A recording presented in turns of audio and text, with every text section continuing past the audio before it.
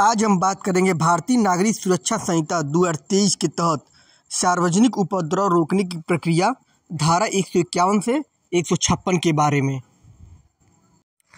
भारतीय नागरिक सुरक्षा संहिता 2023 सार्वजनिक उपद्रव से निपटने के लिए एक मजबूत ढांचा प्रदान करती है। धारा 151 से 156 कार्यपालिका मजिस्ट्रेटों को सक्रिय कदम उठाने के लिए सशक्त बनाती है, जिससे जनता की सुरक्षा और आराम सुनिश्चित हो सके।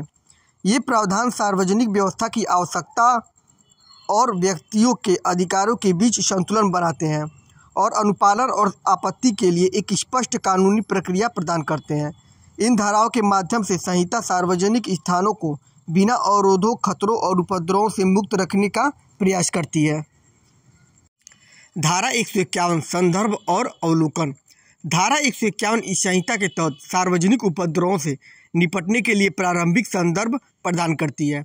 यह धारा कार्यपालिका मजिस्ट्रेट को इस बात की अनुमति देती है कि वे पुलिस अधिकारी की रिपोर्ट या अन्य विश्वसनीय जानकारी के आधार पर सार्वजनिक शांति और व्यवस्था में किसी भी निकटतम खतरे को रोकने के लिए कार्रवाई कर सकते हैं।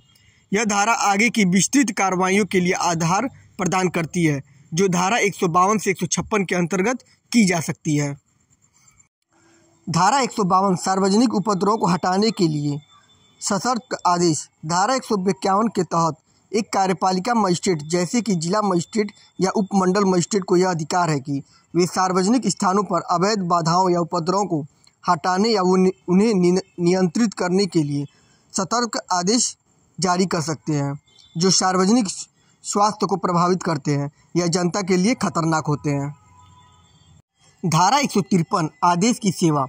यह धारा 153 के अनुसार धारा 152 के तहत जारी किए गए आदेशों के सेवा के लिए प्रक्रिया निर्धारित की गई है। आदेश को यदि संभव हो तो व्यक्तिगत रूप से सेवा दी जानी चाहिए। यदि व्यक्तिगत सेवा संभव नहीं है तो आदेश को सार्वजनिक घोषणा द्वारा और संबंधित स्थानों पर सूचना चिपकाकर अधिसूचित किया जा सकता है। उदाहरण के लिए, यदि बाधा उत्पन्न करने वाले ढांचे के मालिक का पता नहीं चल पाता है तो आदेश को उस ढांचे पर चिपकाया जा सकता है। धारा 154 अनुपालन या आपत्ति। धारा 154 के अनुसार जिस व्यक्ति पर आदेश लागू होता है उसके पास दो विकल्प होते हैं, या तो आदेश में निर्धारित समय के भीतर आदेश का पालन करे या मजिस्ट्रेट के समक्ष उपस्थित होकर आदेश को चुनौती दे। उपस्थिति को ऑडियो वीडियो कॉन्फ्रेंसिंग के माध्यम से भी किया जा सकता है, जिससे अनुपालन में लचीलापन मिलता है। धारा 155 अनुपालन न करने के परिणाम।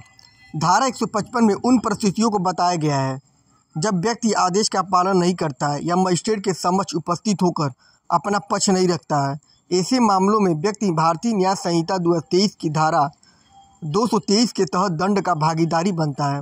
इसके अलावा मजिस्ट्रेट द्वारा जारी किया गया आदेश निश्चित हो जाता है, जिसका अर्थ है कि इसे बिना किसी और आपत्ति के लागू किया जाएगा।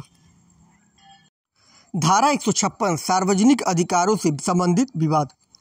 धारा 156 उन स्थितियों को संबोधित करती है जब जिस व्यक्ति पर आदेश लागू होता है वह सड़क, नदी, चैनल या स्थान के संबंध में सार्वजनिक अधिकार के अस्तित्व से इनकार करता है।